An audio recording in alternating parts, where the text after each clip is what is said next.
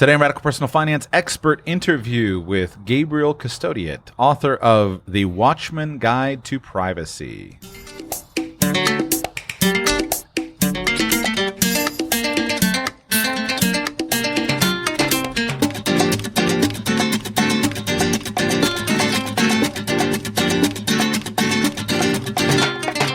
Welcome to Radical Personal Finance, a show dedicated to providing you with the knowledge, skills, insight, and encouragement you need to live a rich and meaningful life now while building a plan for financial freedom in 10 years or less. My name is Joshua Sheets. I am your host, and today we have an expert interview. I've had a massive list of guests that have been wanting to get on the show, and with the vagaries of my current lifestyle, I haven't been able to line them up, but today we're going to get started on that list.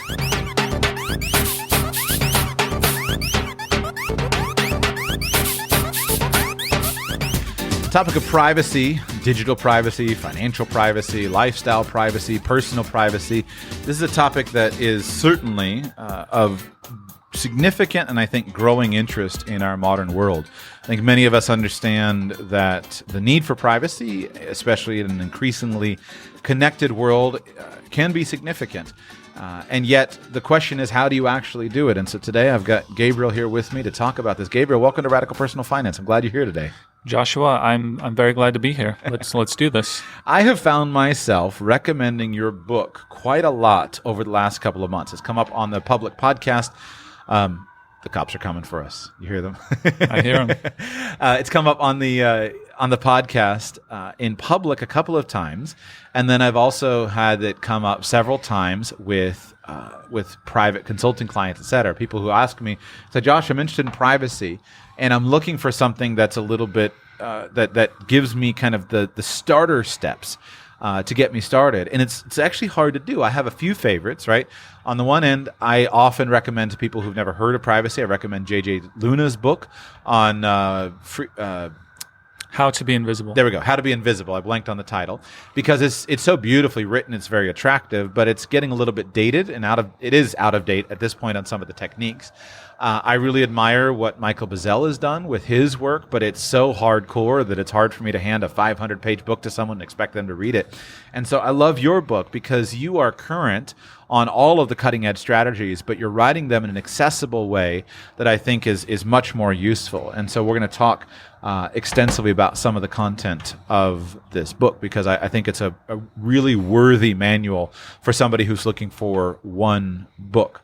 I want to begin, though, today, not by talking about techniques, but I want to ask you a question that's a burning question I have. And it's how to know how much is enough. So let me articulate it with my own personal experience. When I became interested in privacy, as I'm wont to do, I went hardcore. I went as hard into the deep end as I could. I tried on all the techniques. I did the simple ones, I did the intermediate ones, and I did the advanced ones. And I found that my life was basically unlivable. It was so frustrating to do it all. I couldn't keep it up. And I had to make conscious decisions to back off of some of the hardcore techniques because it was unlivable for me personally. It was costing me money. It was costing me relationships. It was costing me business. And I'll give you a practical example of how how this has been important to me.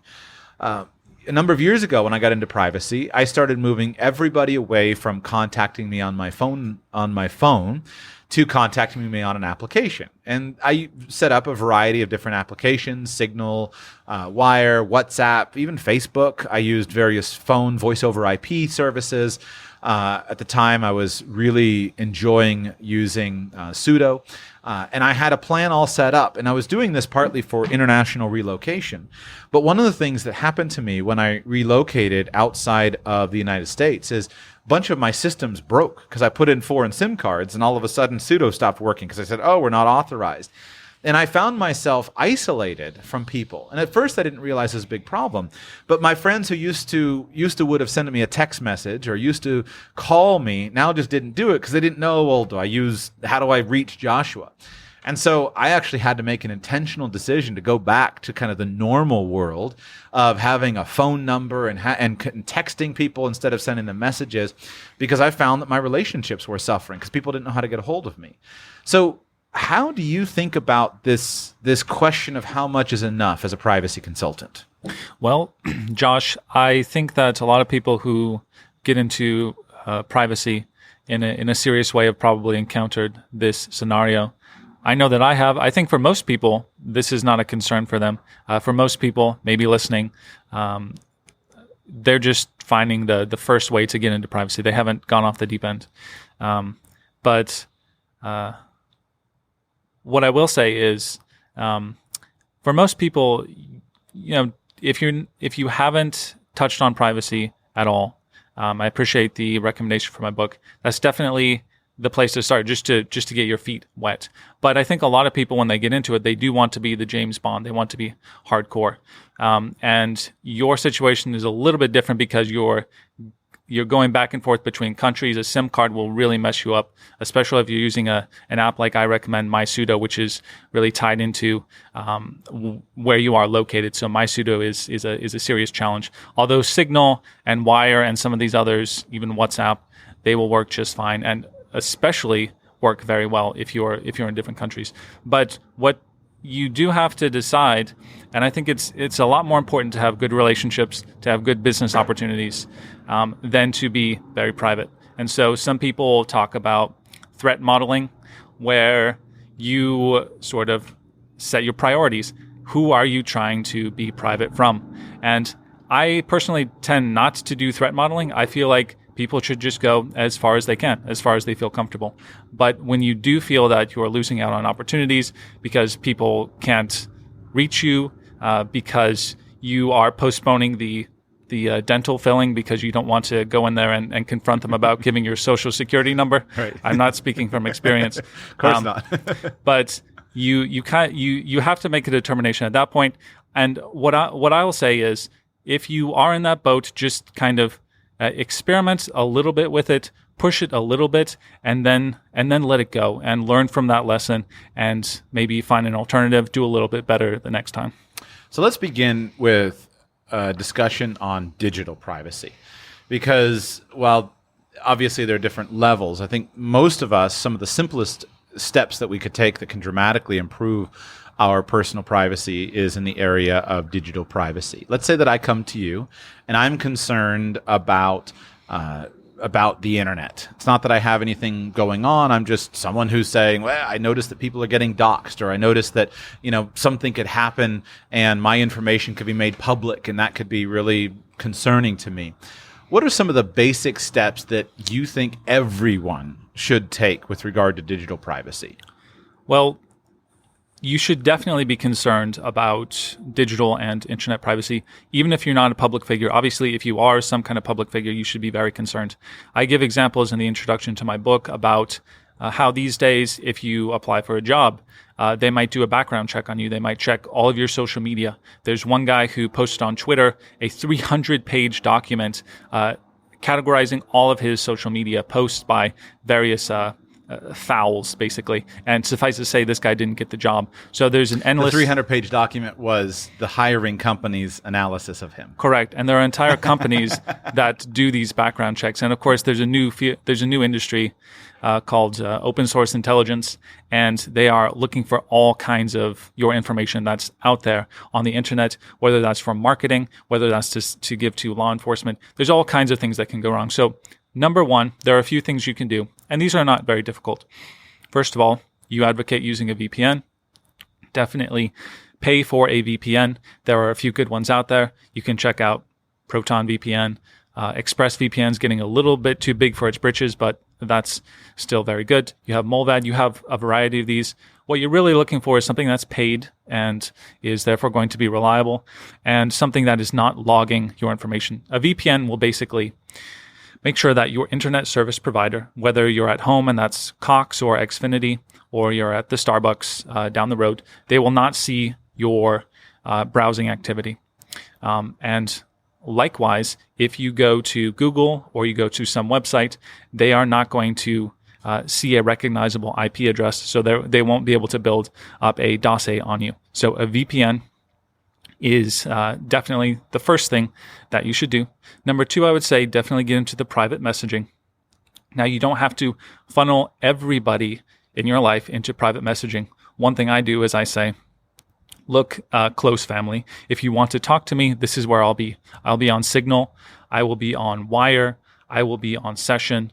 Maybe even WhatsApp. WhatsApp have some problems with it, but it's better than nothing. It's still end-to-end encrypted, so people cannot see WhatsApp. Facebook cannot see the content of your conversation and your text. But definitely get onto private messengers. These are by and large free, though of course you want to donate to things like Signal if you use them often. So that's a big step. If you are messaging your girlfriend on Facebook, just tell her let's go to Signal and do that. So VPNs, private messaging. Of course, I should have said this first, which is to do more things offline. And this is a difficult one. Most people, when they want advice, they want a list of, okay, what are all the services I should be using? What should I be paying for? How can somebody else give me privacy? And that's kind of a contradiction of what privacy is entirely. So you want to do fewer things online if you want privacy. Have fewer accounts. First of all, go through your accounts and see what you all have out there, and then start to go in there and get rid of the ones that you don't need. Tone down social media. We'll get to that in a second. I use a lot of. I like to buy my books in print. I don't need Amazon seeing a list of how quickly I read on Kindle and what I'm interested in and what particular pages I focus on. There's a lot of information they have on you. So I just try to do more things in person, buy more things in cash in person, and to avoid especially always online services. I prefer free and open source software. So I don't use, instead of an Office 365, which is Microsoft's product now, where they're monitoring every keystroke, I just download a LibreOffice. And sure, there's a few different things, but I'm perfectly fine using LibreOffice. It's a piece of software that is free and open source. I can see everything that's going into it. And it's not connected to the internet at all times. So just realize how much you are using the internet, and whether that's through your phone or your entertainment, or you just have all of these, even financial apps that are looking at what you're spending and measuring. I'm an advocate of going back to some of the physical methods and just doing a evaluation of your reliance on the internet and cutting that down a little bit. So I want to go back, because I think if we're going to approach this in a practical way, which is my intention, probably the simplest place to start with privacy is publishing less. I think I don't want to gloss over what you said about social media. It's astonishing the personal details that we share in a very public format. And there are things that perhaps we know about. Hey, I'm on vacation right now. For years, that has been something that thoughtful police officers have warned people against. Don't post, I'm on vacation. Don't post your vacation photos because someone can easily track down your house and target it. I don't know that it happens that much, but it certainly does happen, and it's fairly easy for it to happen in a modern world, especially if your social media posts are in your legal name. If you have a legal name that's John Smith, and you know that you're on vacation, then I can go to your town, and if your profile says where you live, and I can go to your county recorders, and I can find your address, and I know there's a pretty good chance that house is unoccupied if you're actively posting photos when you're on vacation.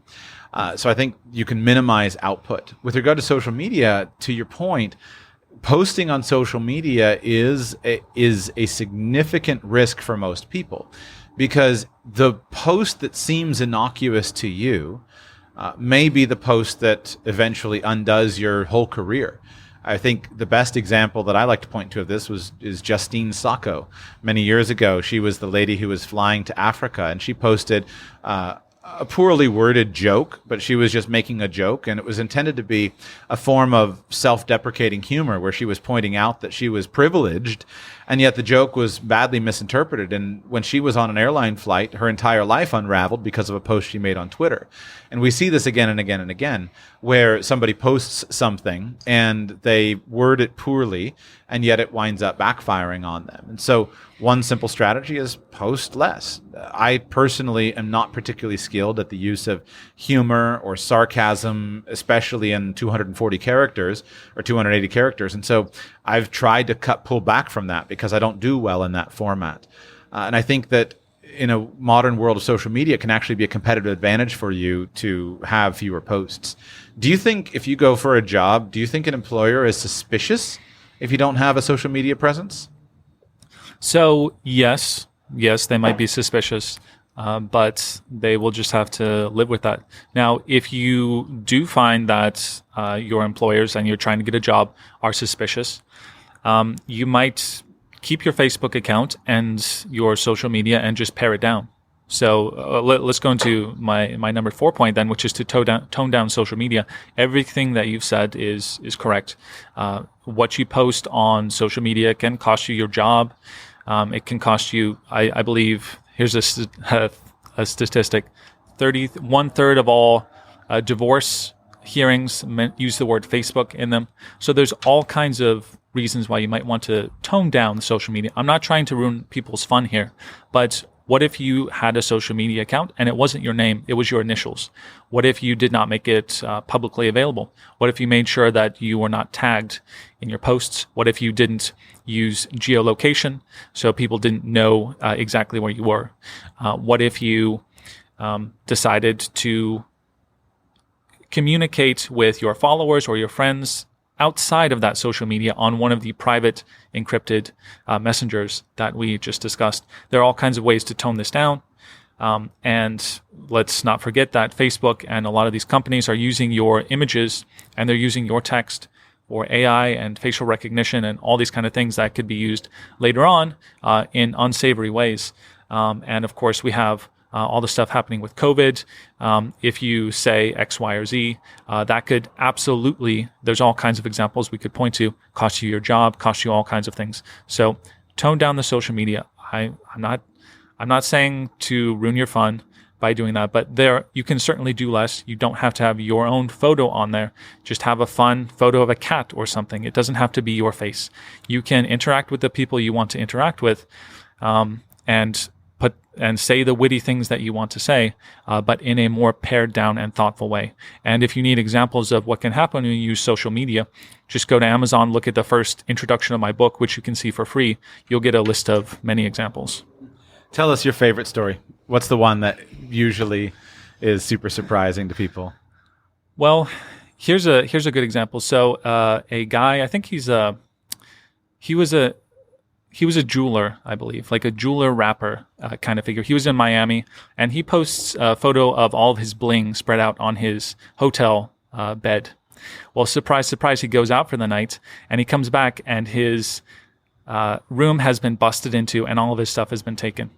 So, of course, thieves, unsavory people saw that he posted it. They knew he was in Miami because he said so. So it was a matter of looking at the photos, seeing where he might be, calling around to a few hotels, using a little bit of social engineering, discovering where he was, and then breaking in there and taking, I think it was millions of dollars worth of his stuff. So just one small example of how you're not thinking about these things can come back to bite you. It pays to be thoughtful. I think that my only comment is I pared down my social media use. When I got into privacy, I actually deleted a couple of my accounts. And I regretted some of the deletions. But that was largely because I make money from my social media and it provides a valuable way for me to keep in contact with my listeners.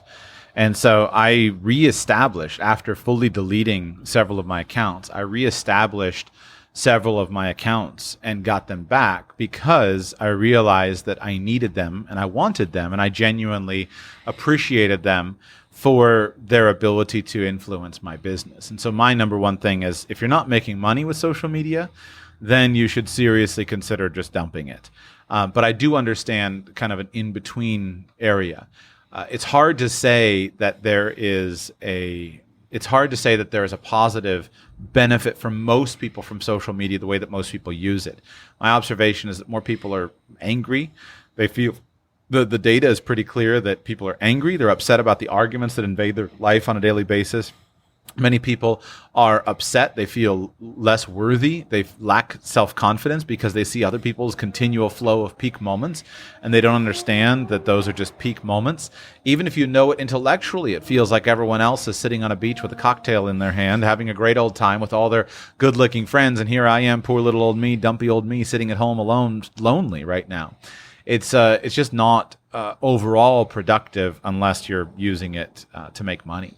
One thing I've never regretted doing, though, is simply deleting past history.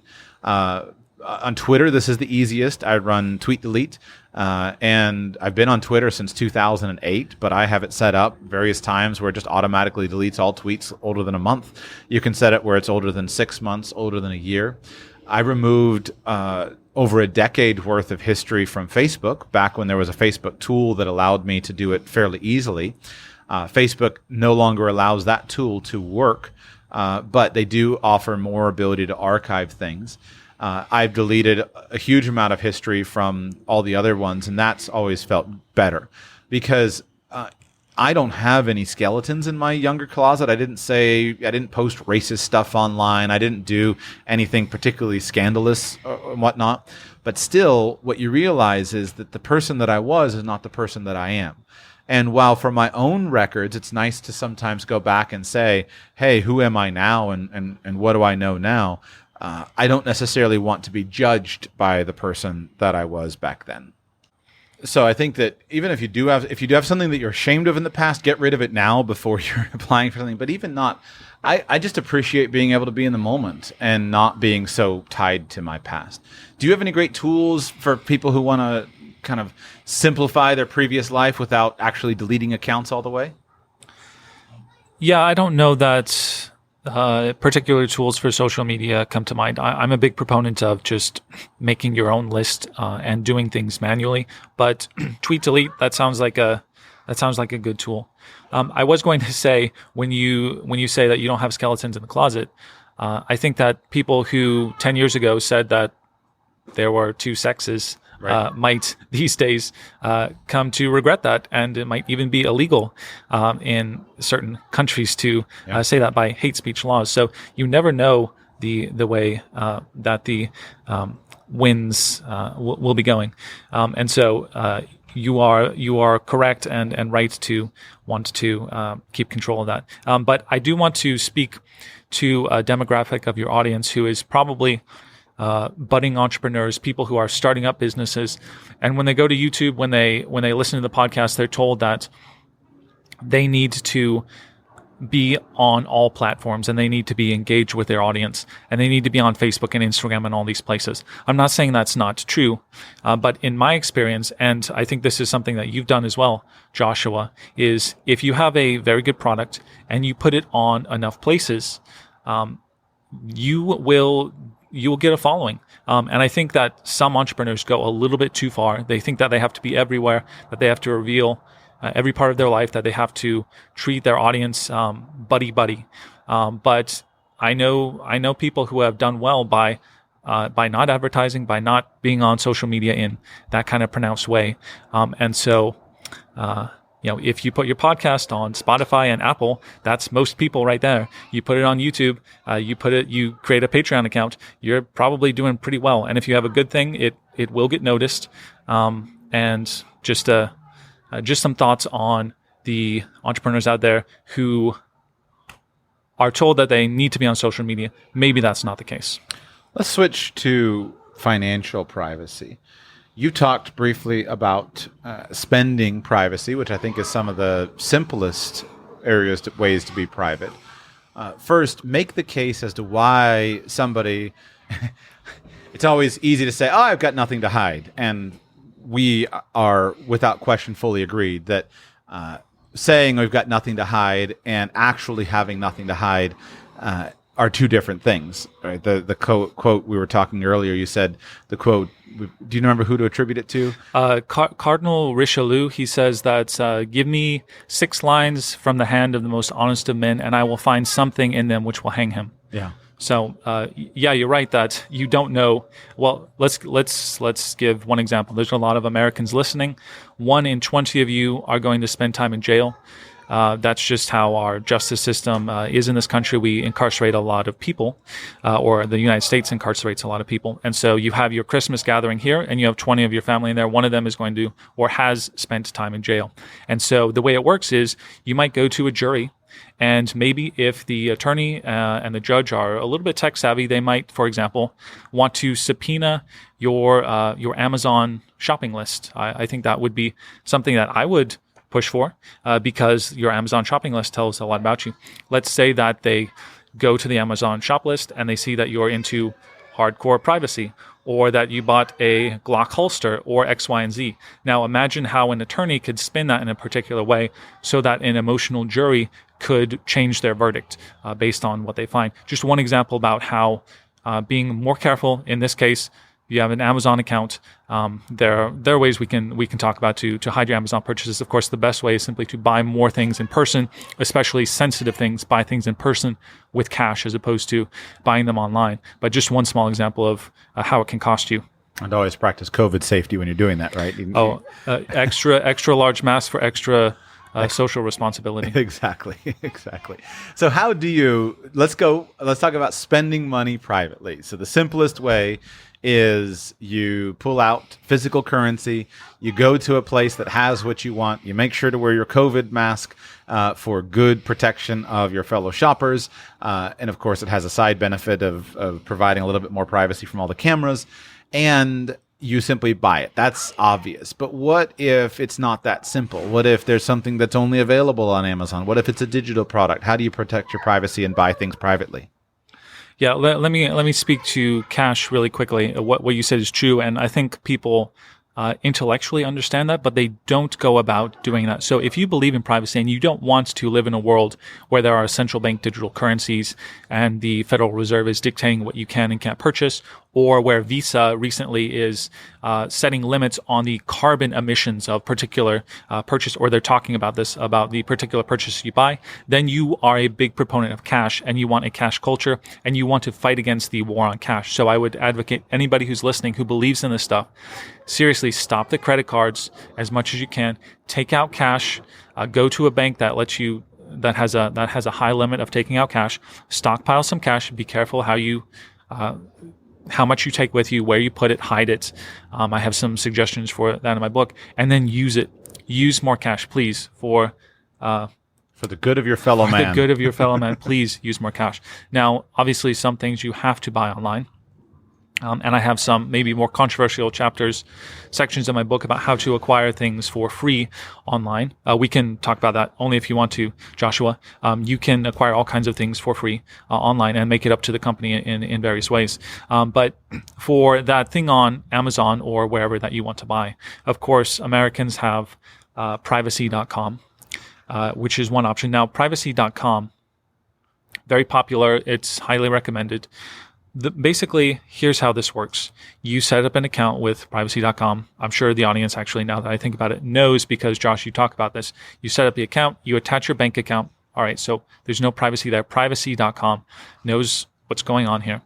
But the merchant, in this case, does not know. So if you want to buy the Poo-Pourri online and have it shipped to your house, or not to your house in this case, you can use a privacy.com debit card, which you can create on the fly. You can put whatever name you want. You can put whatever address and billing address you want, and it should go through. So that's kind of how privacy.com works. It allows you to hide your personal information from the merchant, and as well as from your bank, because it will just say transaction from privacy.com. That's one small way and an easy way. And this is a free service because privacy.com makes their money as part of the card fees. So it's actually a free service. So privacy.com is a way. Use as many gift cards as you can. You can buy gift cards in cash. This is a great way to get all kinds of stuff online, whether that's eBay. eBay has gift cards, or Amazon, and that's also a great way. Of course, if you really want your privacy, then you're going to have to create a new Amazon account to use this gift card that is not attached to some of your personal information. Let me just throw out a kind of extreme scenario here of how to buy something privately on Amazon. You would go to a public Wi-Fi spot let's say a Starbucks, create a new Amazon account, put a small gift card onto it, not a big one, a small one. Test that out with a very small purchase. Send that to a delivery place like a Whole Foods. And this is how you train your account. Amazon's becoming a little bit more cracked down about how they view these kind of transactions. So you'll have trained your account. And at that point, if you wanted to, you could just use Amazon gift cards, purchase things and have them sent to a Whole Foods. You arrive at the Whole Foods. I like a little sticky note. I approach from the side. I cover the camera at the Whole Foods drop off, and I pick up my stuff, and I'm on my way. So just a couple examples. We can pivot whichever direction you want. I know that was going a little bit extreme for a second there. Well, it's an interesting thing because I've tested and done some of this stuff, and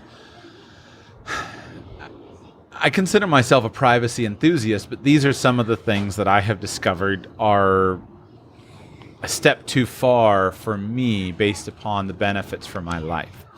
So I've done this, but I have discovered from several years of living without Amazon, I've discovered that Amazon is a major quality of life improvement for me. In fact, when my wife and I were talking about moving back to the United States, we're talking about the benefits of why we would want to move back to the United States. On the top 3 list was Amazon, because it's such an amazing, same day, next day, 2 days, here comes the product. It's any product in the world, shows up to my door. It's high quality. I can see the reviews. It's just fabulous.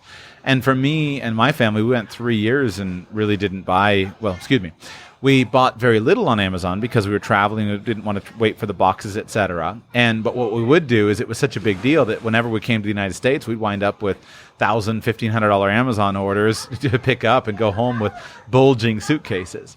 So what I wonder here is, for the people who are, so there's the hardcore guys like you who will go all the way, and I believe that's the ideal. But in this case, maybe a good way to do it is to say to someone, do it at least a couple of times. Because here's what I'm trying to articulate. I have pulled back on privacy, but I'm glad that I have tested the things that I've done. And so knowing how to do it, if you need to do it, is, I think, better than not knowing how to do it and never having done it. So maybe for the in-between people, you might maintain most of your Amazon stuff, but it's fairly innocuous, the fact that you order a certain brand of diapers for your child, and that's on subscribe and save. But practice setting up something and practice ordering things, not anything that you're actually concerned about, so that you have the skills of knowing how to do it in case the time comes when you might want to buy something else. For example, I think for me, the biggest thing that would be concerning if it were exposed for me personally is my library, because I read a huge amount. And you could take any number of dozens and dozens of books in my library, and you put those on a big screen with a lawyer, and I'd be shocked. I'd be scared stiff at what he could say about Joshua. But anybody who knows Joshua knows that this is just Joshua. So I refuse to buy books on Amazon for this reason, but I don't mind buying a lot of other stuff. So maybe there's a balance that someone could integrate. Yeah, and I think of somebody who maybe the listeners are aware of, Doug Casey. He recently published a novel called Assassin, where he defends that practice. So of course, if you have that on your that was your after bookshelf, Drug Lord. That was after that Drug was Lord. after what was the first one in the series? Speculator. There yes. we go. So yes, you're correct about this. So how about this?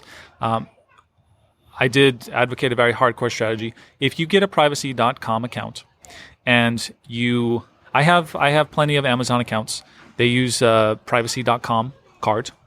Fairly simple. Don't use my real name. Okay, great. And you could send them either to a UPS box or to an Amazon drop-off location. In that scenario, what does Amazon know about you? They don't know your name. They don't know your address. They don't really know anything about you. And so a subpoena could draw these things together, but Amazon in that case doesn't know anything about you. So that's a less hardcore way of going about it. Start small.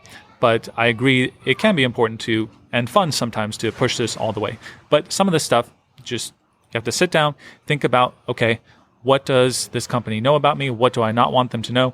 And how can I get around that? Sometimes the solutions are fairly straightforward if you know some of the right tools, privacy.com, for instance. All right. We talked about spending money. What about making money? What are the suggestions or thoughts you have about privately generating money? Yeah, this is a topic, of course, that this show is all about. Of course, if you are self-employed, then you are doing privacy correctly. We were talking about being employed earlier in this episode, and if you're getting a job these days, of course, you have to give your information to that company. You will have to give your social security number in the United States at the point of employment. I wouldn't give it before then. You might have to be part of that company's LinkedIn page. You might have to give them your photo. You might have to post on your personal account various things. You might have to use that company's equipment, which is, by the way, be careful about mixing the personal and the business. Always have your business device separate if that were the case. But there's all kinds of exposing things if you are an employee. If you are self-employed, of course, you don't have to give out that information. You do business and you have a bank account in a name of your creation. And that LLC or that business should be a fairly innocuous name that does not tie things to you. And so when you have that, you have the vehicle to acquire money privately. Now, how can you do that? Well, I would suggest going back and listening to all the episodes that Joshua talks about. In my experience, I'll just kind of boil it down. You obviously have something to offer the world because you do that right now as a job. You probably also have some kind of hobby that people would be interested in knowing. So find a way to offer that service or offer that perspective in a very compelling way. And starts to approach people, get clients, get some kind of a web presence. And if you have the right work ethic and you follow some of the basic advice out there about how to be an entrepreneur, you can have more clients and not be as vulnerable to the single client who is your boss when you are employed. Yeah.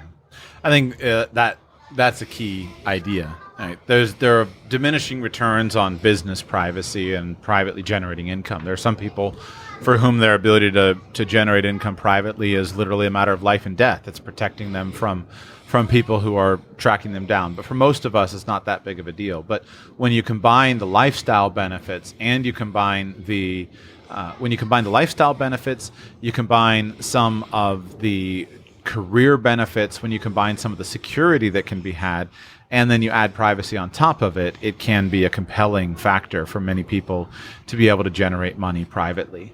And it's the thing I'm most passionate about is just simply helping people support their families. There are a lot of people who, if they couldn't generate income privately, especially through self-employment, their children wouldn't eat because they don't have the right papers, they don't have the right permissions, they don't have the right working documents. And so the ability to generate money privately is a big deal to a man's ability to feed himself and feed his children. And it's important for all of us to maintain that and to help encourage the ability that people have to generate income privately. Yes, for sure. I'll just talk a little bit for a second about the mechanics because I left that out. Let's say, for example, you have a service that you want to offer somebody. You're a plumber and you quit your company and you want to be your own plumber. I don't know all the qualifications and certifications and all the rest, so maybe that's not a good example. But what you can do is create a Bitcoin wallet, for example, with Electrum, and you can give out one of the addresses to your clients and they can pay you in Bitcoin. You don't have to have a bank account in that case. There could be various reporting requirements, etc., if you wanted to be in full compliance with the IRS, etc. But that's a very simple thing you can do in a matter of minutes to be able to get money in the form of Bitcoin from a service that you offer. So things are getting increasingly easy for people to get money. All right, you have just crossed the magic barrier that I was going next, is into Bitcoin. And I want to spend a good amount of time here because I think this is some of the most important area for us to focus on as far as the opportunities that are available to us and then actually practically how to do it. I'm deeply invested in this because as I see it, the biggest impediments right now to privacy in the financial space are banks and various financial institutions who, number one, are data hogs. Like they love to suck up your data in order for there to be giant repositories of information for more effective marketing. And while I respect the hustle, I don't want to be in it. Number two is the fact that they're all spies, right? Any person who is affiliated with a financial institution, any financial advisor, any banker, they're all spies. I used to be one too. We're all unpaid spies for the federal government, and that there's just this culture of a lack of privacy. Although there are properly enforced consumer financial laws, I could make some arguments as to why bank secrecy in the United States is actually pretty good, and I think those are fair arguments. It is a big deal, and when you get into the world of banking, it's as I see it, it's one of the biggest issues that we face right now, where your individual transactions are compiled, organized, collated for marketing purposes across various credit cards, etc. And what's more important is that your transactions themselves are being scrutinized by institutions who have no idea what's happening. If you make a transaction with the wrong person, you buy the wrong thing, you wind up on a blacklist. It's a major concern. So I'd like to take a few moments before we get into Bitcoin and just ask you, like, how do you see the financial space? Tell some stories or share some of the depth of the market data that's being collected and compiled based upon the simple act of opening a bank account or swiping a credit card. Yeah, sure. So I think most people have a sense of what's going on in banking. Of course, post 9/11 in places like the U.S. and consequently in other places, especially the 14 Eyes countries, it's basically a spy surveillance network of various countries, and you have the Five Eyes nations: Australia, Canada, New Zealand, the UK, and the United States, and they're sharing a lot of this information. And so, yes, there is all kinds of information being gathered by banks and financial institutions. We just saw recently in the last few months, and you've talked about this, Josh, the bar being suggested to be lowered for transactions reported to the IRS. I can't recall. What was the conclusion to that? It didn't pass. Didn't pass, but you can see it is certainly in the zeitgeist. And so here's the facts. First of all, you have your money in a bank, and I like to talk about self-sufficiency as well as privacy. You have your money in a bank, and the bank essentially is the owner of that money. I don't like that. That's why I like to hold as much cash in person as I can. And when I hold more cash in person, that not only gives me ownership, but it also gives me privacy, because I am not sending that cash out to that money out to various people and places. Now, let's talk about some of the information being gathered on you. Of course, if you're using a Visa card, Chase Visa card, whoever the company is, they're collecting all kinds of marketing data. People love to use their credit cards because they think that they're getting 5% back or whatever. I think some of the studies show that people spend on average 10% more when they use a credit card. So I don't think in the end that you're winning in one of the greatest marketing campaigns in human history, the credit card. And they're, of course, gathering all this information. And Chase knows that you bought that gun at that store last week. And this information is a record of your life, your interests, where you were, who you were with, and in the same way we talked about the jury earlier on, Chase can see your purchases on Amazon and everything, and all of your other purchases. So it is not a system that I want to be a part of. I use more cash, and you can use cryptocurrency, which is, I think, the direction that we're going. All right, so let's talk about cryptocurrency. Bitcoin is totally secret, right? What I spend out of my Bitcoin wallet is totally secret, right? Absolutely, Josh. So if you were to send me some Bitcoin, I could click on your wallet to see how wealthy you are in terms of Bitcoin, see who else and everybody you have ever paid, possibly where you were when you paid them, if I was a little bit more savvy. And of course, the IRS can tell that and more. And all of these open source intelligence gatherers can also see a whole lot more. So Bitcoin, the idea of Bitcoin is that there's no central authority, which means that everybody is the authority. And the way that works is you have a public ledger, right? The blockchain. And this documents every transaction that occurs so that the entire Bitcoin community is verifying the transaction. They are the authority. So we don't have a central authority. Okay, fantastic, great. But that also means that you can go back and analyze and study and see all of the connections, how much Bitcoin is in each wallet, all this kind of information. It's not private in that sense, but you can make it private if when somebody traces it back, it comes back to nothing. So that, obviously I'm joking, but I think that it's often misunderstood that people think that, well, because people have used Bitcoin to buy drugs and it's all private. It's actually far more public in terms of the transaction data. It's far more public than anything else. It's far more public than a credit card transaction is in terms of publicness.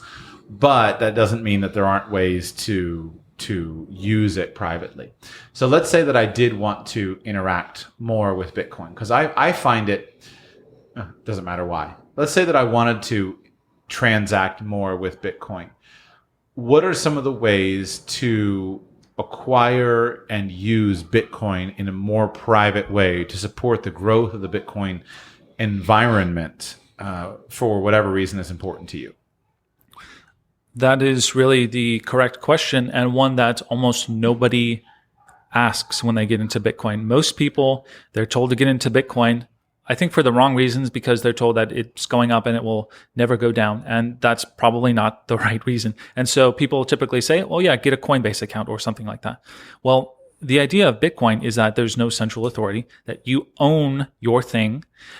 And by going to a place like Coinbase, now Coinbase owns your Bitcoin, and they've reported all of that to the IRS and anybody else who comes with the proper government documentation. And you've seen recently in Congress in the United States, these crypto companies are bending over backward to be regulated. They would love to be regulated because they're making a lot of money, and they do not believe in what I see as the essence of Bitcoin, which is to be a currency that is outside of any government structure. Of course, that is an existential threat. So to have private Bitcoin, okay, and we've already explained how the transactions cannot be private. But if people trace that back and they can't find a name, they can't find a Coinbase account, they can't find any information, that's a good start. So how can you do that? Well, one simple way is to visit a Bitcoin ATM. There's a great website, coinatmradar.com, coinatmradar.com. You can also try Google Maps and find a Bitcoin near you. Unfortunately, most of these, or fortunately for the American audience, most of these are in the United States, but these are growing by the day. Now, a Bitcoin ATM is a repository. It looks like a regular ATM. You walk up, you approach from the side and cover the screen, cover the camera, because why not? And you go through the prompts on the screen, and hopefully it will let you insert your cash and get Bitcoin to your wallet. Now, in order to do that, let's take a couple steps back. So you'll want to have a Bitcoin wallet that is not online only. That's not really online except to interact with the blockchain. The one that I recommend, a lot of people recommend, is Electrum. This is an easy wallet. You can download it right now in a few seconds. Electrum. You download Electrum. You go through the process of setting up the account. Make sure to note your seed phrase. The seed phrase is the identity of your Bitcoin. Don't lose that. Write that down somewhere, put it in the safe. And at that point, you have your Electrum wallet, and you can receive and send Bitcoin with it. Now, when the Bitcoin ATM asks for your address, you would give it that address. Hopefully it's accepted your cash without you giving any information, and then it will process that transaction in about 30 minutes. Now, Bitcoin ATMs have some problems. A lot of them have know your customer, KYC, things that you have to do. It will want you to scan your driver's license. Obviously, I don't advocate doing that. It might want various information from you. If it asks for a name, give it a name. If it asks for a phone number, there's a great website that I use sometimes. It's called freephonenum, N-U-M, freephonenum.com. And you can make use of a few different numbers that typically can receive SMS text messages. And so if you were to go to the ATM and you have your phone out, you go to the website, freephonenum.com, then you can use one of those phone numbers. And hopefully, if you give them a phone number and a name, you can be on your way and get your Bitcoin from the ATM. I know I'm kind of going on and on. There are a lot of variables here. It's really not easy to get Bitcoin privately. The ATM is simply one method. And of course, the ATM is going to charge you 10, 15% for your troubles. A few of the other ways to get Bitcoin privately, I'll just kind of cover them, and you can tell me if you want to go into more detail. Of course, if you are part of some kind of community, you can go to a conference, you can buy Bitcoin in cash, you can see if your store, you could try to sell something for Bitcoin. A lot of it is simply some of this hustle that you've talked about of finding somebody who has Bitcoin and offering them something for it. There are some other ways to get Bitcoin privately, but those are quote unquote the easiest ways. If you don't want to be part of the Coinbase centralized KYC Bitcoin route, which in my opinion cuts against a lot of the purpose of Bitcoin and cryptocurrencies. Why do you think people, well, first, I guess I could ask this question. I'm pretty sure I know the answer. Do you think people should have the right to financial privacy in their affairs? Assuming that you do think that, why do you think that should be the case? Philosophically, why should you have any right to privacy with regard to your money? After all, the only reason you would want to do it is because you're a tax cheat, right? Well,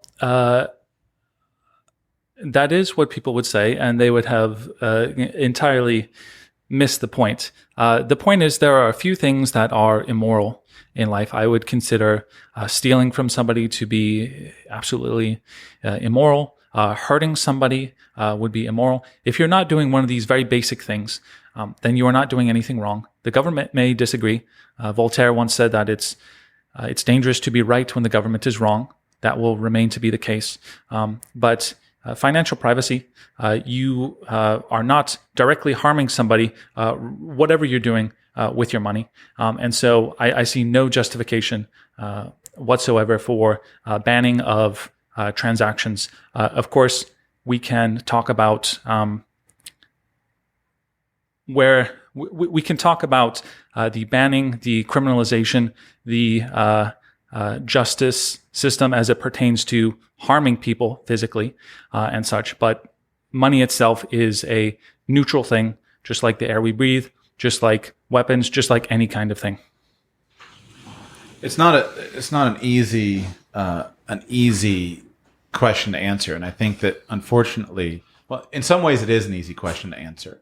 You don't really need I don't need to justify anything that I want to do as long as I'm not harming another person, right? I can do pretty much anything I want to do as long as I'm not harming another person. But I think, to me, one of the reasons why I'm quite passionate about helping people enhance privacy of communications, privacy over your life activities, privacy over your financial transactions, etc., is because I see it as one of the best things that you can do to minimize the worst case outcomes.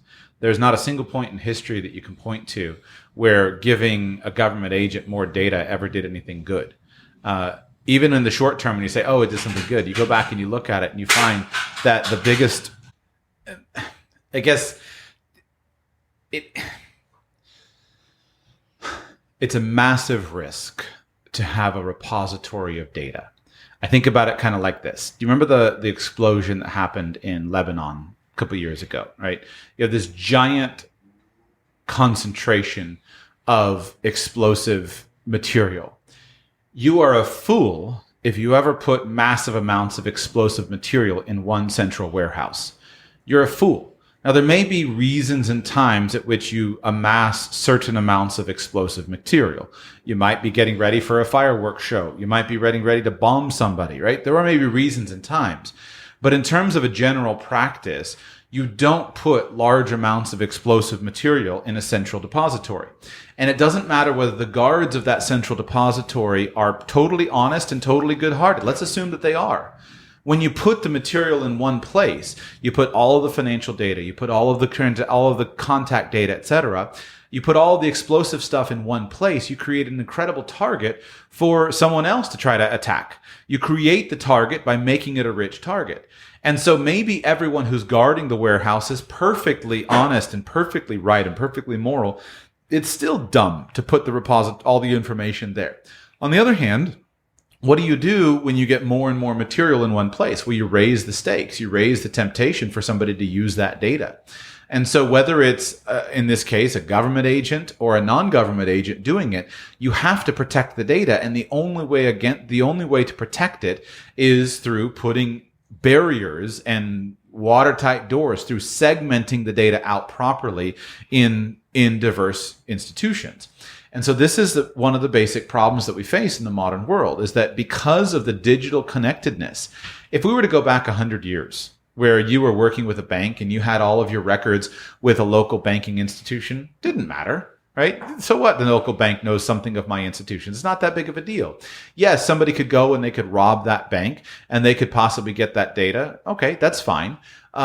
They might get 100 people's data or 1,000 people's data, but they're not going to get millions of people's of data. But today, if a hacker goes in and accesses the Bank of America databases, that hacker gets the data for millions of people. And then you get some goofy email from Bank of America. Oh, dear customer, we're so sorry that your data has been exposed in a data breach. We're taking actions to quickly fix this problem. And here, we're going to offer you 12 months of free credit monitoring from blah, blah, blah, blah, blah. Right? And so you're creating the temptation. And it's vastly worse when you're creating the temptation for people who have the power and authority to put you in prison, for people who have the power and authority to take your stuff, etc. And so it's philosophically stupid to support the centralization of data, because even the most honest and moral and upright of men can be corrupted by when the temptation is too big. And so to me, that's my reason, is that we live in a world where there's massive risk.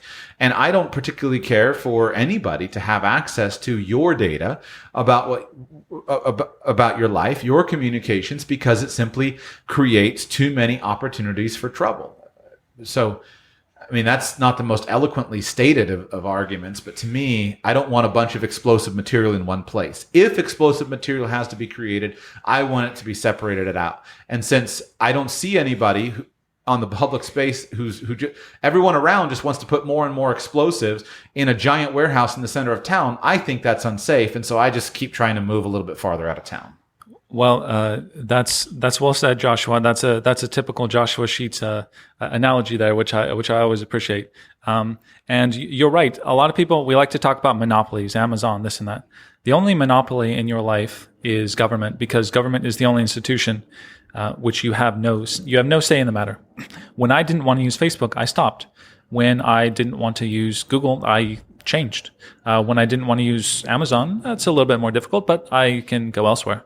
That is not the case with government. If you continue to go around believing that Santa Claus is real or that government is there to help people, I would encourage you to listen to one of my episodes called Privacy and Psychopaths. I think that right there might in itself change your mind about whether government is there for you or whether it's there for its own interest, as all organisms in the world are. And so you're right. What you've touched on is the fact that privacy and decentralization are sister terms. And if you want to have privacy in your life, and privacy ultimately is protection against any of the many threats out there, then you are going to aim for more decentralization in your life. When one broker is planning things out, when one broker has all of the authority, all of the information, then you don't have that. And when they get exposed, and they will get exposed, they always get exposed. There are always breaches every day. Coinbase and all these places are hacked all the time. I deal with clients just in the last few weeks. Their money's gone from their bank accounts. Their crypto is gone from their Coinbase accounts. You have trusted to a central authority. You've given them the keys. You don't have the keys yourself. You have not made sure to possess your own finances, your own information on your own local computer or in your own house, and you are at risk of all the things that follow from centralization. I would add to those companies,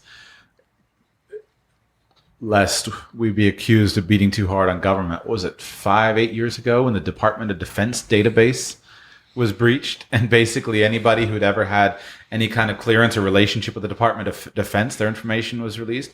And for crying out loud, right now, hold on, Gabriel, I'm sure you're shocked. Do you recognize that they haven't yet found the whistleblower at the IRS who mailed the private data of hundreds of the wealthiest Americans to the newspaper articles? Can you believe they haven't yet come to the bottom of this yet? It should be America's Most Wanted. Somehow it's not. Somehow it's not, because it's politically convenient. And even if my guys are in control today, I know that my guys will be out of control tomorrow, and I don't trust any of the guys. And so I've got to put some things in place. I want to go back to the Bitcoin question, okay? Because here is the catch-22. First, a question. Is it possible to acquire, store, and transact Bitcoin without a cell phone?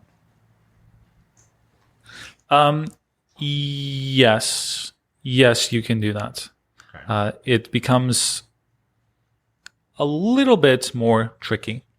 Of course, to transact in Bitcoin, you either need the address, which is a long numerical, alphabetical address that you would give to somebody or type in, or it is often abbreviated. Most people use a QR code. Okay. And so you could, for example, remember your code or write it down, take a photo of your QR codes, and carry them around with you on paper. Of course, you could do that.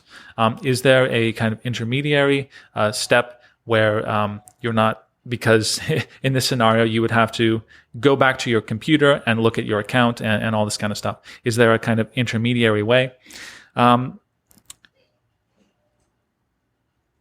That's a good question. I'll have to get back to you on that. The reason I lift it up because in my opinion, one of the hardest things to do for most people in the privacy space is to have a private cell phone. It's not that it's not possible, right? In your book, you lay out some of the solutions. It's totally possible. It's just very difficult. And I see that, in my opinion, the cell phone is the biggest privacy breach that most of us have, right? We carry around a personal location device to basically everywhere we go.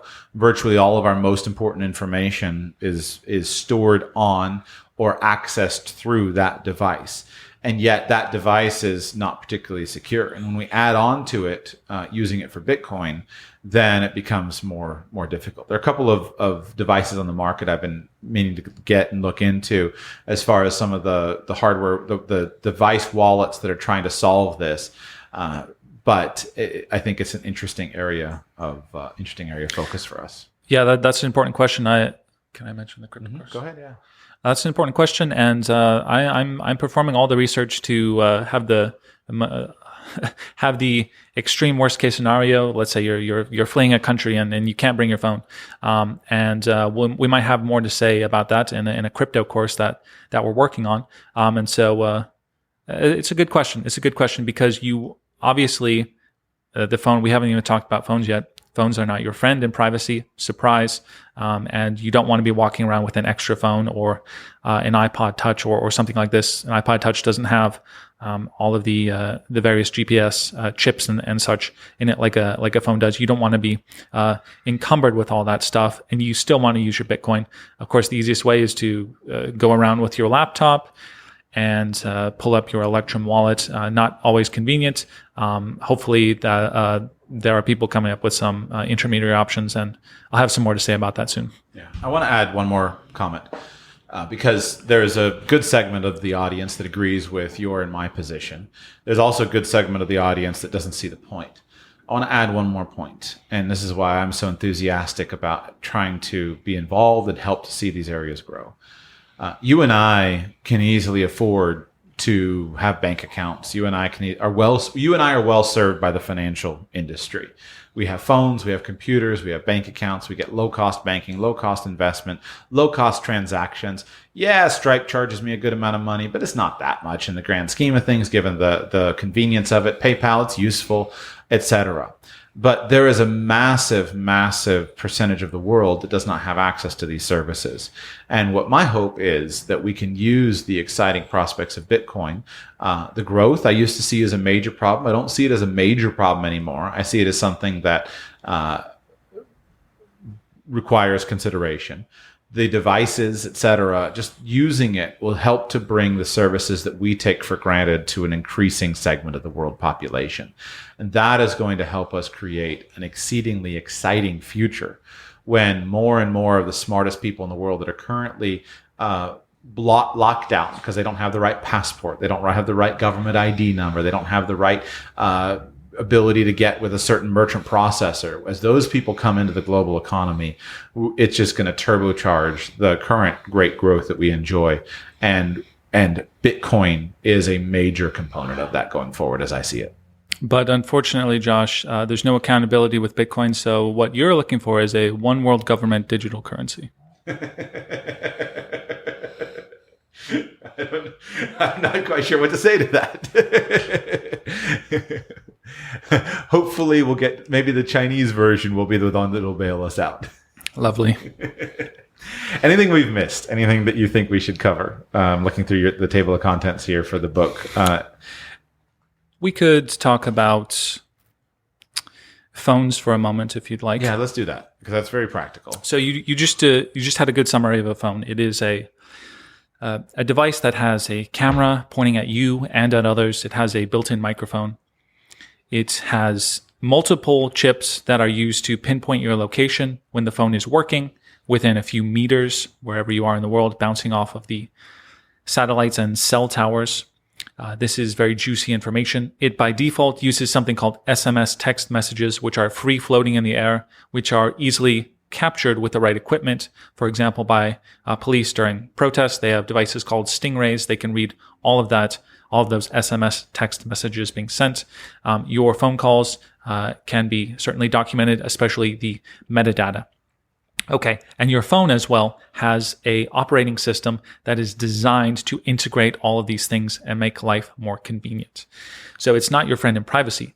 And what we will say with phones, what I'll say with phones is first, learn to do more with a real computer as opposed to a phone. I don't use my phone for almost anything. I use my phone as it's meant to be used as a communication tool when I'm away from home, and particularly using private, encrypted, end-to-end encrypted, zero knowledge messengers. We mentioned Signal, Wire. WhatsApp doesn't have all of those characteristics, but it's better than nothing. And so that is what your phone is meant to do. It's not meant to be your bank account. It's not meant to, well, let's put it like this. Let's go back to some of the facts. The Facebook app was found in a Wall Street Journal study to be communicating and getting information from various other apps that were around it, in this case, menstruation calendar apps, weather apps, all kinds of stuff. This is information that's being gathered and attached to your Facebook profile. I'm not very comfortable with that kind of stuff being shared, but that's just how phones work. They're highly incestuous. They are designed to do this. Now, it's quite simple if you commit to it to do these things on your computer. More of these things on your computer. Get a good laptop, not a Chromebook. Get a good real laptop. You can get a cheap one. I like cheap Acer laptops, for example. A couple $100 or a few $100 and you're on your way. You can, instead of going to the Bank of America app, just go to the website.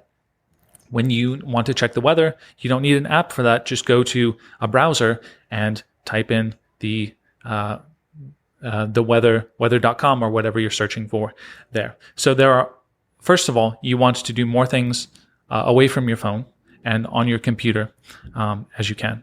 All right, I've lost my train of thought. What should we be talking about as regards phones? I think the first thing would be which service provider, right? You basically have two options, Apple versus Android. So I think you need to begin there. Right. Okay. So we might let me try to do this without getting into the weeds. So, first of all, how do you have a private phone? A private phone is a phone, first of all, that has been purchased without a connection to your name. So that would be cash in this case. It would be a phone that has service that is not in your name. So you could buy a prepaid SIM card and re-up it with gift cards or any other way. This is not too difficult to do, this kind of thing. So you will have purchased it privately. You will have purchased the service privately. And I realize that you can't do that in all countries. I think Nigeria, South Korea, if you get a phone, SIM card, this is highly tied to your national identity. It's difficult to get around that. Now, if you're using private messengers on your phone, you can connect to Wi-Fi and use that and communicate just like normal. Of course, the benefit of a phone is you have that satellite signal, the data signal, so that you can use the device when you're not near Wi-Fi. I understand that that's the goal. But in order to have the private phone, you want to acquire the SIM card in cash, gift cards, whatever the case may be, so that it's not tied to your name. Now, you start up the phone. Is that an Android or an Apple? I don't really care. I don't differentiate a whole lot between those two, because what I'm looking for is a phone that's going to do the basic stuff for me, and it's not going to be doing all this other stuff. If you are downloading 100 apps, then you don't care about privacy. But in that case, you could go with Apple, because Apple is a little bit better out of the box. When you create an Apple ID, there's a process that you'll go through. You don't want to give your real name. You want to have an email address, perhaps a Proton Mail email address that is new and dedicated just to this. Don't reveal information about yourself. You'll have to give a phone number for that Apple account. You'll just have to give your phone number attached to the SIM card. They probably already know that information anyway. And so at that point, you will have an Apple device or an Android device purchased not in your name, SIM card not in your name, and you will then have to take your prudence, your privacy prudence, and apply that to what apps you download or don't download, the information that you give it. Be careful about permissions, things of this nature. You can use your VPN on a phone. That's always wise. We have things like Faraday bags, which block out all signals. If you don't want your phone to be pinpointing your location where you are, you can slip it in the sleeve. You obviously can't use it. And so that's why I kind of conclude in my chapter on phone privacy. It's almost impossible to have a phone privacy, because if the phone is working, it's pinpointing, it's identifying you by your location by definition. And so there's one way around that, which we can talk about if you want. That's the MySudo iPod Touch version. We could also talk about Graphene OS, which is a custom software that you would have to install on your phone. These are more complicated things, but for the primer version, I would say simply start using your phone less, stop attaching as much information to it as you can, and just kind of be more aware of what you're doing on your phone. Are you willing to say, are you using, do you continue to use the iPod trick, or are you using the graphene phone at this point? Or what? Are you willing to say? Feel free to say no, I guess. It's always hard to ask a privacy expert, what are you doing? Well, I'm using it and testing out both. And the thing about Graphene OS, as I said, is a custom software you download on your computer. It strips out a lot of the Android functionality that was previously being reported to Google. Now, when you're using the Graphene OS, it's still pinpointing your location with its data trail, but it's not doing a whole lot else. So if you've acquired that phone and SIM card privately, that will do you fairly well. Now, the other option is, which you referenced, Joshua, is the Apple iPod Touch approach. Now, this is a little bit complicated. Let me just try to boil it down. So you have an Apple iPhone and you have an iPod Touch. Okay. The iPod Touch is the thing, and I don't take credit for this, by the way. This is something that Michael Bozzella and others have worked out. But the iPod Touch is for at home. Okay. The iPod Touch stays at home. Your iPhone is what you take on you with journeys, on journeys when you're outside of the house. So when you start to approach your home, you slip your iPhone into a Faraday bag, and that does not get used anymore. You get home, you use your iPod Touch, which is not calling out to geolocation at all, and it doesn't have some other things that are anyway. It is not calling out your geolocation, and you can connect these two devices to use the same apps that you would use on your iPhone. And so, for example, here's the main point. There is a program called MySudo. Joshua has mentioned it before. It doesn't always work in countries outside of the US especially, but MySudo allows you to have up to 9 phone numbers, which are not sent through your typical phone wires. It is through a data connection. You have 9 phone numbers, legitimate phone numbers, and you can make your calls. You can do your SMS messaging. You can do your code verification through these numbers. And so that might be something you're interested in. I realize I'm getting to the weeds again with this one. Let me just let me give the non-technical reason as to why that works. So if we understand what a phone is and what it is doing, you can see that it has a number of major vulnerabilities for those who care about privacy. And the number one vulnerability that a phone has, a cell phone, a normal cell phone, is it has a radio chip. That radio chip in it is communicating with local cell phone towers, and it's establishing a constant connection through the local cell phone towers. If your phone can reach a tower, it's reporting its position. It's reporting its position through triangulation for the towers, and they can tell exactly where it is. So now you go back, and let's use an event like, say, if you were in Washington, D.C. on January 6th for a protest, and you had your cell phone on you, or if you were in downtown, insert city here, for a protest, and you had your cell phone on you. If that cell phone is on you and it is powered on, it is communicating with a tower, and it is creating a real-time record of your location. This is, for the most part, for most of us, doesn't matter, right? Not going anywhere at a place I shouldn't be. Right to go and protest is a First Amendment right. There's no reason why I can't assemble on the streets of my local town. There's no problem with it.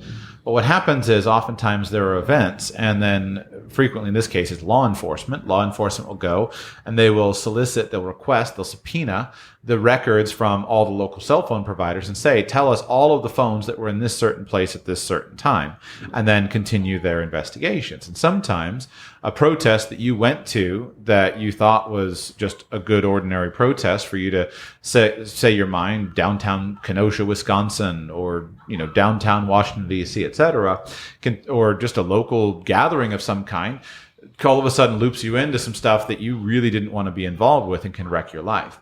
So the first vulnerability in a cell phone is the radio chip. If a cell phone is powered on and if it has contact with a tower, it's creating a real-time location. Now, in some cases, even if the phone is powered off, if it's within contact with the tower, it's creating a real-time connection. I noticed with the most recent update from Apple on my iPhone that I had, that it said, we know that Find My iPhone is going to work even if your phone is powered off. And we, in the privacy community, they've been saying for a very long time, oh, look, even if your phone is off, it can still be accessed remotely.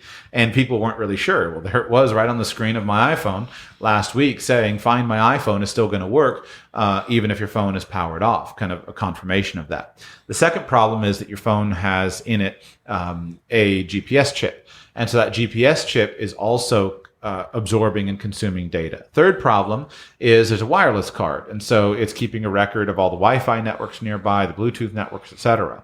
And this is why even if you don't give Facebook your Facebook app on your phone, even if you don't authorize it to have access to your location, it still knows exactly where you are. Even if it's not using your exact GPS chip, it's using the information from all of those networks that are around. This is why if you go into a foreign country and you want to navigate with your GPS, even if you have your phone in airplane mode with Wi-Fi and Bluetooth on, the phone can still figure out where it is because it has a GPS chip and it's accessing the local networks and having an idea of where it is. So now when you add to these sensors that give real-time geolocation data, you add the other things that are in a phone, you add the cameras and you add the microphone, you get a very significant vulnerability. Now, most of us are not being hunted by by the U.S. Marshals or by the NSA or by the Russian blah, blah, blah, or the Chinese government. Most of us are not, but some of us are, right? Some of us have positions of power. Some of us have we're leaders in companies. And there are people who are paying our competitors to going online and contacting a hacker and saying, hey, I'd like you to study out the competitor who's leading the local, Fortune 500 company, or who's in the C-suite level. I want to find out where he is. And this data is generally publicly available. So if you're creating the data, although it's been denied many times, there's ample evidence that the big cell phone companies were sharing this data, and this data was available for purchase. And so again, most of us are not coming to the attention of law enforcement. A lot of the time, you simply might have a competitor or somebody who's trying to get inside industry information. So how do you get out of all this? Well, first way is you can just say, I'm not going to carry a cell phone. I'm going to carry a CB radio. Well, that doesn't work for most people. If you had the discipline where you could simply go around with a computer, you could set up a secure computer and then you could find a Wi-Fi network when you needed one, and you could do that. But most of us don't want to fit a 15-inch Acer laptop running Linux in our back pocket. That doesn't really work. So what are the alternatives to this? You could, if possible, you could have some kind of device that would allow you to access information with fewer of these radio chips. And these devices would be known as an iPhone or an iPad, right? An iPad mini could also work. So if you were to purchase, I said iPhone, I meant iPod. If you were to, Apple has for many years sold the iPod Touch, which functionally works the same as the iPhone in terms of the apps that can be loaded onto it, but it doesn't have a cellular card in it, and it doesn't have a GPS chip. So it's automatically creating fewer records, and it's automatically communicating less with the local radio signals. So if you take an iPod Touch, or you can do the same thing with an iPad mini or an iPad that doesn't have a cellular card in it, and you simply use the Wi-Fi in it, and you turn on a VPN, you can access the information that you need from those applications without creating all of the metadata, all of the location data. And so what Gabriel was talking about is many people are quite sensitive about where do I sleep at night. And so they'll have the iPod Touch, which allows them to be in contact at home.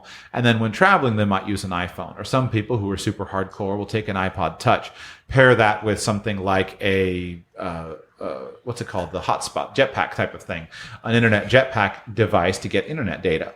And so this is one of your, if privacy were a big deal to you, you were a big shot, you had a big risk profile or something like that, then this would be one way of accessing mobile data. You would have some kind of internet hotspot device. Frequently, the nice thing about those is they don't have cameras on them. They don't have microphones. They don't have speakers. They don't have GPS chips. They're just on the internet service. Also, frequently they have removable batteries. And so if you want to get them off the grid, you pop the battery off, and then you pair that with something like an iPod Touch or an iPad mini that doesn't have a cell phone radio chip in it, and you have a pretty good solution that allows you to stay connected when you want to be, but have fewer of the vulnerabilities of the constant and never-ending metadata. All I would say is I would personally never go to any kind of protest of any kind and carry a cell phone in my pocket. And so if you need to have information on it, and again, remember, it's just because for this simple reason, my guys are in power today, but my guys won't be in power tomorrow. And so if all of a sudden my guys aren't in power anymore and I go from politically favored to politically disfavored, I got a problem. And so you want to be thoughtful about that. And this is one way of potentially doing that. But good summary? That was great, Josh. It's that time of the afternoon and my coffee's running out. So I'm glad you picked up the slack there. Let me just bring it home real quick for the people who are may be lost in the last 15 minutes. Your location, why would you want to protect your location? You mentioned a couple things. If you're involved in a protest, of course, your location can, and if you've looked at the news lately, the people in January 6th, their location was pinpointed. They were inside federal property. Okay, there's proof right there. Or they said X or Y via SMS. I want to interrupt you just to add, because that's super politically charged. The Australian government is knocking on people's doors Right. and asking you, have you been to a protest in violation of COVID regulations? So don't just think this is about like right-wingism in the U.S. Like all over the world, people are doing this. Continue. Correct. Yes. Maybe it's best to use a neutral thing. And of course, during the COVID stuff, there was all kinds of geolocation.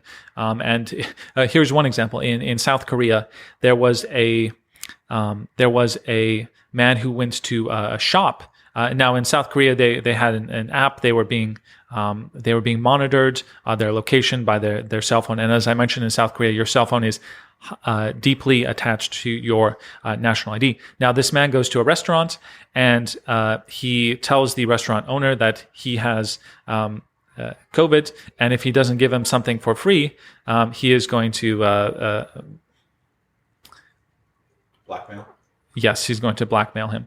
So with COVID, of course, you can understand the importance of location. But let me just cover a couple of other things. Let's say that you visit a gold shop or a gun shop. You bring your phone with you. Well, there's a record that you have visited those locations. In the U.S., there is a vice president who has publicly laughed at the idea that the Second Amendment cannot be overturned. So don't be any doubt about what the future might hold for people who have visited gun shops. If you're being stalked, or you're a CEO, or you're a wanted person, obviously your location is the difference between life and death sometimes. Verizon and a lot of other, I think probably all phone services offer a marketing service. In Verizon's case, it's called Verizon Insights. And basically, they will sell the location information of their customers to businesses who want it. So let's say you were at a Trump rally.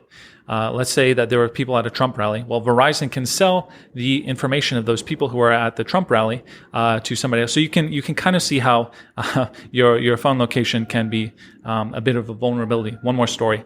There was a man riding his bike through a neighborhood one afternoon. He rode it back and forth a couple of times.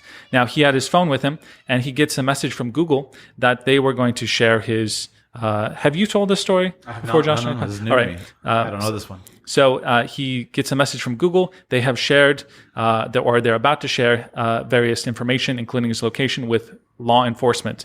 And so he kind of panics. What's going on here? Hires a lawyer, burns through savings, burns through some of his family's money, fighting this. He doesn't want to give this out. It turns out that he just had a phone with him, and he had a Google app on there, which most of us do. And Google was noting, just like his phone service, right? Google is also noting your location when you have it on your phone. And Google was aware that he was in this area. Law enforcement will oftentimes go to Google when there's been a crime in an area, which was the case here. And this gentleman not only was in the crime scene once, but twice. And so he has to fight this. He has to defend this. He burns through his family savings. And just one more reason about why you might just want to use your phone less, use a Faraday bag, use something like Graphene OS, or use the iPhone and iPod Touch strategy, which we've talked about. Just a few examples there of why your location can be a serious vulnerability. And if you say, "Oh no, back the blue," I beg you, go and spend a little time on innocenceproject.com. Go and read some of the cases that are found, and you'll see why this is a major concern for completely innocent, law-abiding citizens. Just always remember this in the United States. You live in the statistic you said earlier, Gabriel, 1 in 20. You live in the country, if you're living in the United States, you're dealing with the country that incarcerates more of its citizens than any other country in the world by a wide margin. I need to go and check and see if it's double the next one, but it's by a wide margin, very much more than anyone. And yet, what percentage of those incarcerations are justified, and what percentage of them are actually of guilty people? That's a very, very different number. So I think it's best to be prudent in all affairs. All right, last thing, Gabriel. What ideas do you have for the person who, like me, says, "Gabriel, listen, I'm into it. I think it's so cool to set this stuff up. I love it. I can't do it, Gabriel. I can't live this way. Like I can't run my business from my pseudo number. I can't get SMS reliably from the verification on my bank account. I can't do it as well as I'd like to do it, because having been a privacy enthusiast, you got to be committed, because it's a real hassle. You have spent dozens and dozens and if not hundreds of hours of your life working out ways that work and fixing things when they go wrong. Do you have any ideas for how you can just simply have everything work without being so committed? If not, I'll give you mine. But like, let's say that you said, all right, I don't want to have it. I can't do this all the time. Is all lost? Do I have to give up privacy? What do you think? Well, of course, what I will say first is if you're doing something, it's obviously better than nothing. If you were going all the way, then you would have to go very far indeed. And I can't say that I have gone that far whatsoever. So if you're doing something, that's great. If you are just switch to Linux, a Linux operating system, so you're not giving Microsoft and possibly Apple your data, you have one small victory. So don't feel that you're a failure for not having gone all the way. If you've gone any distance at all, that's a great thing. In terms of strategies for making this more smooth, more efficient, I don't know. I wish there were. Unfortunately, it's as Tolstoy said, everybody thinks about changing the world. No one thinks about changing themselves. Okay, that doesn't quite fit what I'm saying, but my point being that if you want to have privacy, that by definition means that you are doing everything yourself. You're doing more things yourself. You're relying on fewer and fewer third parties, external services. That is difficult. That requires a lot of work. Maybe it's not worth it in the end, but I want to just have one more pitch for privacy here, which is that privacy can shield you from the increasingly ideological constraints that are placed on the internet. If you're not using a VPN, if you have your cookies and history being remembered on your browser, which I would recommend not, it can change if you're only using Google and Google search and YouTube. It can change your access to reality. You will be shown things that Google and whoever else wants you to see. You will not be exposed to other things. So what we're talking here is not just about protection, which is important, but we're talking about how you have access to reality, to what's really going on in the world, as opposed to what somebody, some company, some institution wants you to see. With that said, Josh, let me know what you're thinking about making things easier. Well, the point you're making, to drive off of that, I read this really great article the other day by, I wish I could cite him. He was talking about the way that he controls his children's internet usage. And this essay, I thought this made this point brilliantly. Many times as parents, you feel a little bit guilty controlling and monitoring your children's usage. Now, if you're a parent and you don't know every single thing that your child is doing on the internet, you're a fool, and you're going to reap you're going to reap major problems. But you need to fix that first of all, and there are some good tools for doing that. But he was talking about this guilt. I know that was a strong statement, but please, I beg you, it's very, very important that with your children, I hope what I'm about to say gives you reason to do it. He was talking about this guilt that sometimes you feel as a parent of watching your children's activity and monitoring them. And you say, well, this flies right in the face of privacy. What about their privacy? The point he made, which I thought was so well put, he said, if you think that you have privacy on the internet, you're living in a world from 1996, right? You have no privacy on the internet. And he says, you're behaving foolishly because you think that you're on a free and open internet where you have privacy. You are the one being manipulated step by step for every single thing that you're doing. You're the one everything that you do online is being controlled, monitored, watched, absorbed, purchased. Every single thing that you're doing online is manipulated. And you are falling prey to a nonstop flood of algorithms that are seeking to control your behavior systematically. And his point as a parent was that by monitoring my children's activities online, and by the fact that they know that I'm monitoring them, I'm teaching them how to live in the world that we live in, which is a world of constant and never-ending monitoring. And I thought I didn't say it as clearly and eloquently as he did, but I thought that's a really powerful point.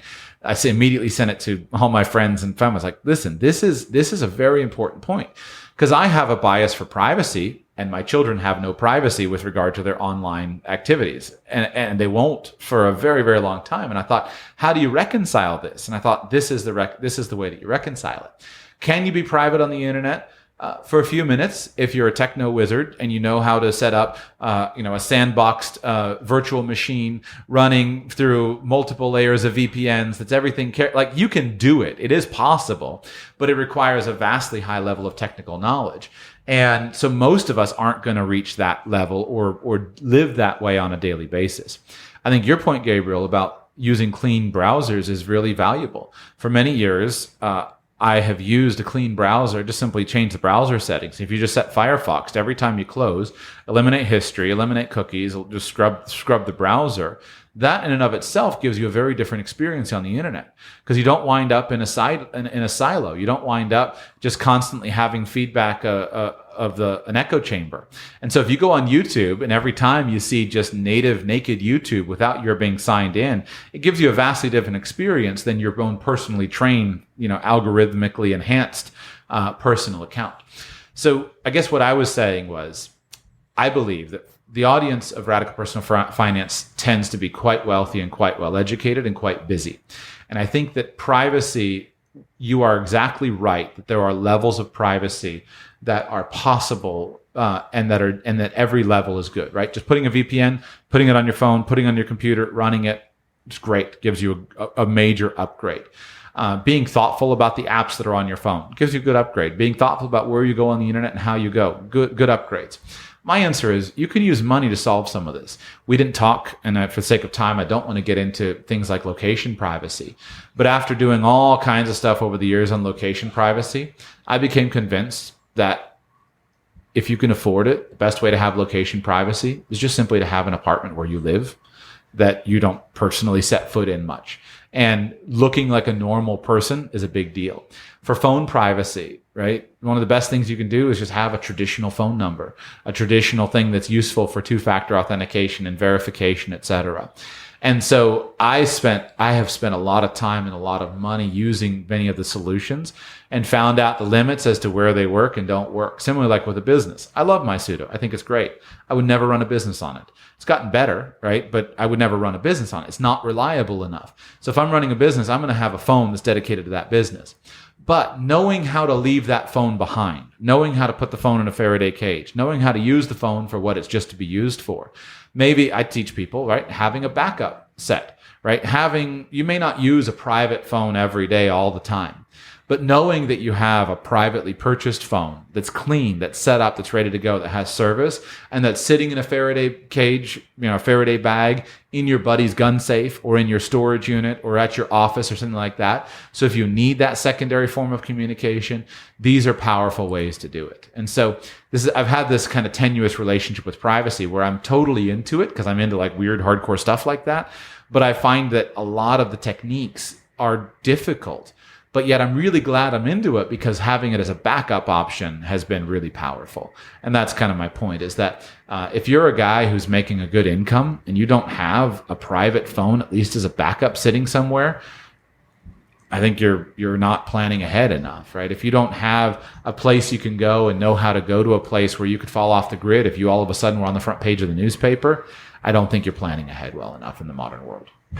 That's all well said. Let me just say one final thing here, which is slight tangent, but I want to make sure to say it. And that is, for people who think we've gone off the deep end here, let me give you something very practical for the wealthy listener out there. Let's say that you have your bank account and you have X amount of money in there, and you have your Coinbase account and you have your Fidelity and Vanguard accounts and you have X amount of stock in there.